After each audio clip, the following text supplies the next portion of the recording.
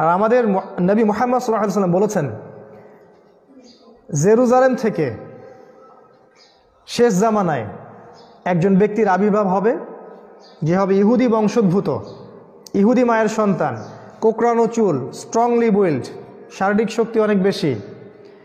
সে আকাশ নিয়ন্ত্রণ করবে, সে জলবায়ু নিয়ন্ত্রণ করবে, সে পলিটিক্স নিয়ন্ত্রণ করবে, সে অর্থনীতি নিয়ন্ত্রণ করবে, ভৌগোলিক বিষয় নিয়ন্ত্রণ করবে, মানি নিয়ন্ত্রণ করবে, টাকা, সে খাবার নিয়ন্ত্রণ করবে, সে ফ্লাই করবে, সে ডান হাতে জান্নাত নিয়ে ঘুরবে, বাম হাতে জাহান্নাম নিয়ে ঘুরবে, সে মহামারী ছড়াবে।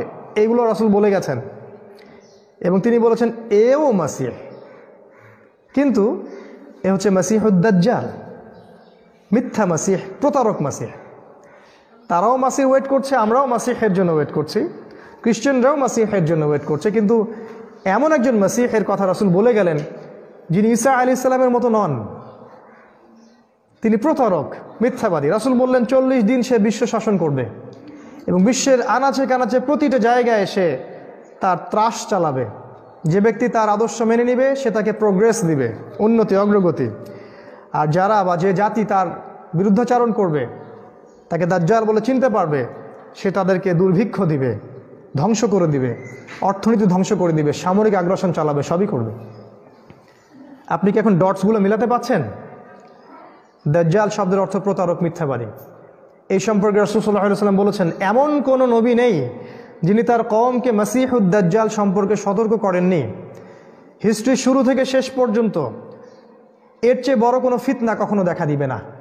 এমনকি না আমাদের নবী মুহাম্মদ সাল্লাল্লাহু আলাইহি ওয়াসাল্লাম প্রতি রাকাত সালাতে আল্লাহর কাছে আশ্রয় চাইতেন, আল্লাহুম্মা ইন্নী আউযু বিকা মিন ফিতনাতিল মাসিহিদ দাজ্জাল।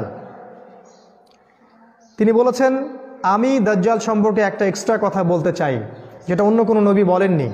সেটা হলো, দাজ্জাল এক চোখে অন্ধ, কিন্তু তোমাদের রব আল্লাহ তিনি অন্ধ নন। অন্য বর্ণনায় আছে সে ডান চোখে অন্ধ, তোমাদের রব আল্লাহ অন্ধ নন। এই বিশ্বের যত মানুষ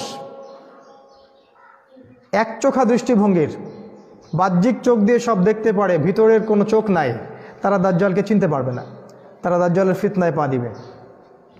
এবং তিনি বলেছেন, দাজ্জালের ফিতনায় পা দিবে ইহুদিরা।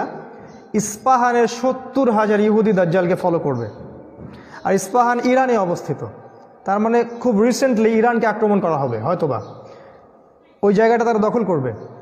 তিনি বলেছেন, নারী দাজ্জালের সবচেয়ে শেষ ফলোয়ার বা অনুসারী হবে এক শ্রেণীর নারী, যারা নগ্ন থাকবে, যারা দাজ্জালের ফ্লুইট বা বাঁশিতে নৃত্য করবে, মানে দাজ্জাল যা বুঝাবে তারা সেটা রিসিভ করবে।